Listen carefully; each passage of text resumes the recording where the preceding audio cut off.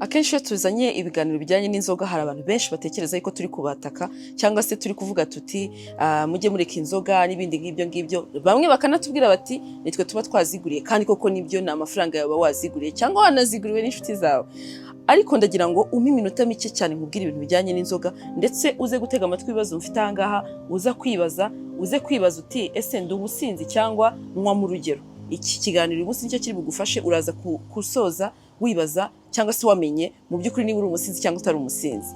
Sasa rero mbere yuko umenya ibyo byose, ndagira ngo ubanze ubundi wibaze uzi ukuntu bigenda iyo inzoga zigeze mu mubiri wawe. Ni ibintu bike cyane ngiye kukubwira kugira ngo umenye ukuntu inzoga zinjira mu mubiri wawe n'ukuntu umubiri wawe umenya niba ari inzoga ikazitandukanya n'amazi n'amata n'ibindi bitandukanye. Wari uzi se ko iyo umaze umunota umwe wonyine unyweye inzoga, umubiri uzakira nk'uko wakira amazi, nk'uko wakira amata, nk'uko wakira ibiryo n'ibindi. Ukavuga ati ni ikintu cyiza uyu muntu ampaye. Ariko nyuma y'iminota 2 umubiri wawe wamaze kumenya niba ari ikiyobyabwenge, ukamenya niba ari ikintu kimeze nk'uburozi cyangwa iki. Hanyuma nyuma y'iminota 5 iyo umubiri umaze kumenya yuko ikinjiye mu mubiri wawe ari inzoga, kandi inzoga zinjira mu mubiri zigahita zimera nk'uburozi, ikintu umubiri ukora ni ugutangira kubwira ubwonko uti hinjiye inzoga, hinjiye ikintu kidasanzwe, shaka uko ubigenza kose inzoga zisohoke mu mubiri. Nyuma ya minota 5 rero sasa umubiri utangira gukora za nzime, ukabwira n'abasirikare kugira ngo hakorwe ikintu gishobora kuba cyazisohoramo. Nyuma y'iminota 15 haba hamaze gukorwa ibikenewe kugira ngo inzoga zisohoke. Hanyuma muri bya bindi bikenewe ni handi abantu bamwe babiri ibyuya, abandi bakajya kwihagarika, abandi ugasanga hari naho byanze bakajya kuruka. Ariko si ku bantu bose, hari ababa barazimenyereye ku buryo nyuma ya minota 20 ntacyo biba bikibabwiye. Umubiri uhita ubona ko byanze bikunze icyo kintu atari kiza, ugatangira gukoresha ubundi buryo.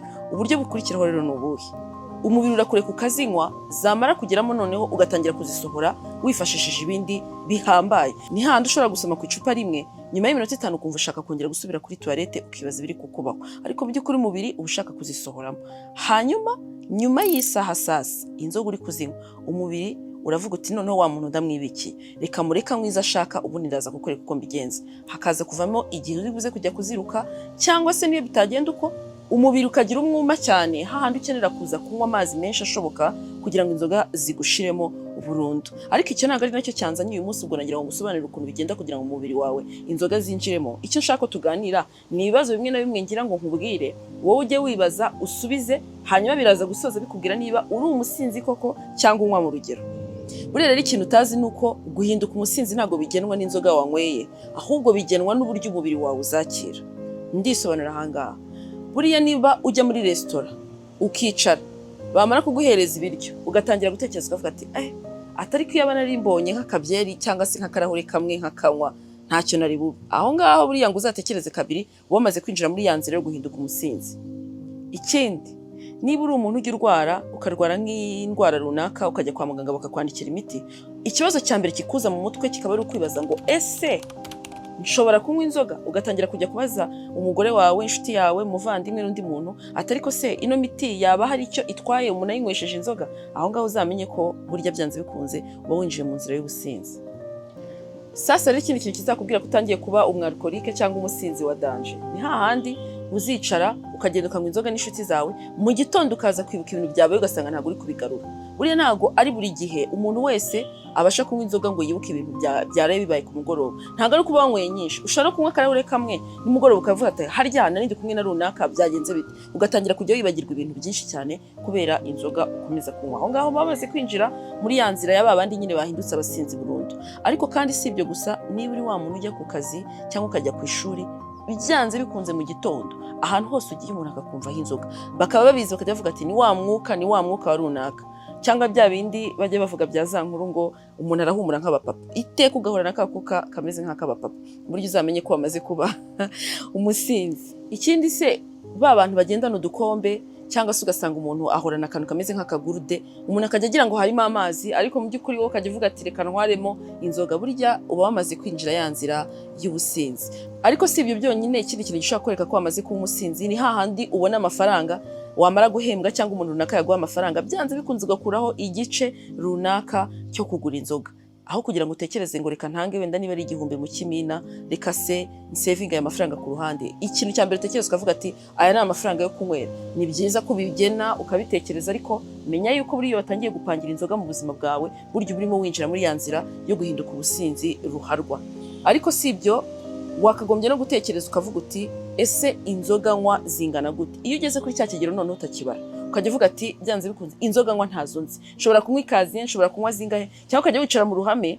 Kera waratinyaga kujya uvuga inzoga unywa, ahubwo none ukaba wisanze ku kigero usigaye uvuga ati ngiye nta nzoga ntanywa, rikeri, byeri, izo arizo zose, urwagwa, ukavuga ati izi nzoga zose ndazinywa. Burya uba wamaze kuba umusinzi, kiba cyamaze kuba ikimenyetso. Ikindi, ibiganiro byawe n'inshuti zawe iyo bitangiye kujya byiganza cyane kuri byeri kurusha uko byiganza ku bindi bintu mwajyaga muganira. Dufate urugero, niba ari abantu mwajyaga muganira ibijyanye wenda n'ubumenyi bw'isi, ibijyanye n'amakuru agezweho, ibijyanye wenda no gusenga, cyangwa se n'ibindi bintu runaka bitandukanye muhuriramo, ugasanga ibiganiro byanyu bishobora gukubita nk'isaha muri kwiganira ibijyanye na byeri. Burya kabisa uba wagiye hari wamaze kuba umusinzi ruharwa. Ikindi kintu kinakomeye rero buriya abantu batazi, nuko burya umuntu w'umusinzi ikintu kimukwereka nuko batagitinya ahantu anywera inzoga. Wari uzi ko buriya abantu batangiye kunywa inzoga hari abantu baba bubaha batashobora gusangira inzoga babareba, cyangwa se badashobora kubona bari kunywa inzoga, ariko ukagera ku rwego uvuga ati nta muntu ntinya uwo ari we wese, yaba umubyeyi, yaba inshuti, yaba pasiteri, yaba runaka, umuntu wese tuziranye, yaba umuyobozi wanjye, nambona ndi kunywa inzoga ntacyo bimbwiye. Burya cya gihe uba wagiye. Ariko ikindi, iyo utangiye kujya kumva inshuti zawe, ababyeyi bawe, abavandimwe bawe batangiye kujya bibaza bakavuga bati nyamara unywa inzoga nyinshi, ushatse wagabanya, burya kiriya cyakagombye kukubera ikimenyetso cy'uko wamaze kuba umusinzi ruharwa. Ibyo bibazo byose rero niba ushobora kubyibaza nawe ukareba ugasanga warabyujuje cyangwa warabirengeje, ufite n'ibindi bimenyetso ushobora no kutubwira muri aka kanya bitandukanye byakwereka ko umuntu yamaze kuba umusinzi, urumva ko wakagombye gutekereza kabiri. Ubu aka kanya ushobora kuba uri kuvuga ngo Delphine yanyibasiye, noneho yavuze ibyo ntatekerezaga, ati yadutunze urutoki, ati yadusebeje, yadushyize hanze. Ariko reka nkubwire ko ngufitiye inkuru nziza. Uyu munsi ngiye kukubwira ibintu bitandukanye biri bugufashe kugira ngo ubashe guhangana n'icyaka n'inyota kuri bamwe bitewe n'uko ubyita.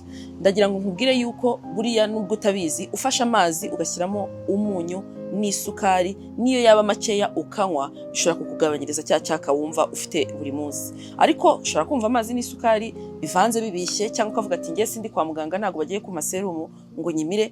Ndagira ngo nkubwire ko ushaka kunywa icyayi cya mukaru. Icyayi ni ikintu cyiza cyane. Ushobora gufata icyayi gisanzwe cy'umukara, tever, icyayi kirimo citron, icyayi cya mukaru ariko kitarimo amata, nicyo cyayi cyagufasha kugira ngo inyota n'icyaka bishire mu buryo bwihuse. Ariko kandi niba wumva wicaye uri ahantu ukumva utekereje byeri, ukumva nta kundi kuntu wabigenza kandi ukaba uri gushaka kuzireka, buriya ibanga bahora babwira abantu bose nubwo abanywi b'inzoga bumva bigoye, ni amazi. Niba amazi rero utabashije kuyamera, gerageza ibishoboka byose uyavangemo n'ikintu runaka ubashe byibuze kuyanywa atari amazi buzi bugezi. Ariko amazi ni meza mu buzima kandi arafasha. Ariko si ibyo byonyine, wari uzi ko ushobora no kwicara n'inshuti yawe mugasangira ikindi kintu kitari inzoga, bigatuma wa mwanya ugenda. Kuko burya bavuga ko abanywi b'inzoga, ikintu gituma banywa inzoga nyinshi ni umwanya bamara nta kintu kinini bari gukora. Shaka inshuti yawe muganire, musangire ikindi kintu, mube mwasangira ibiryo, mube mwasangira ibindi bintu byo kunywa bitari inzoga, nibwo bizagufasha kugira ngo inzoga ubashe kuzigabanya mu buzima bwawe. Ariko si ibyo byonyine, icyanyuma nasorezaho buriya ikintu cyitwa icunga.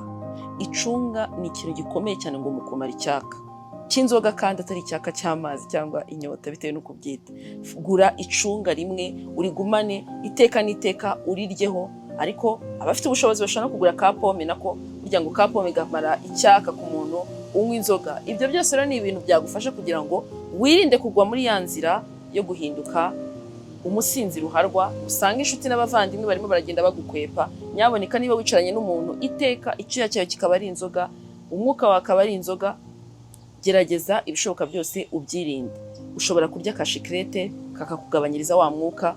Ushobora kugerageza ibishoboka byose ukarya ibiryo birimo ibirungo bitandukanye, birimo za magi, birimo za simbambiri, birimo za tungurusumu, birimo n'ibitunguru. Ariko iteka n'iteka ubishoboye ukarenzaho ikirahure cy'amata byaba byiza kurushaho. Ibyo byose rero ni ibintu bitandukanye byagufasha kutagwa muri ya nzira yo guhinduka umusinzi ruharwa. Wamenye ko inzoga zinjira mu mubiri, wamenye ibintu ugomba kwibaza niba utazahinduka umusinzi burundu, ariko kandi nanakubwiye n'ibyakumara icyaka n'ibyatuma utagira yafuki. Ibyo byose rero ndizera ko byanze bikunze hari ikintu usigaranye, ariko niba wumva hari n'igitekerezo ufite cyangwa ikindi kintu runaka, wanakitubwira muri comment, gishobora gufasha umuntu umwe cyangwa babiri, bikagufasha nawe ubwawe. Murakoze cyane, mukomeze mukurikire YouTube channel ya Delphine Umuhoza, tuzadukomeza tuganira ku tundi tuntu twinshi. Niba ufite n'igitekerezo cy'ibyo twaza kubwira ubutaha, ubu wabyandika muri comment, ubundi turi kumwe. Ciao ciao.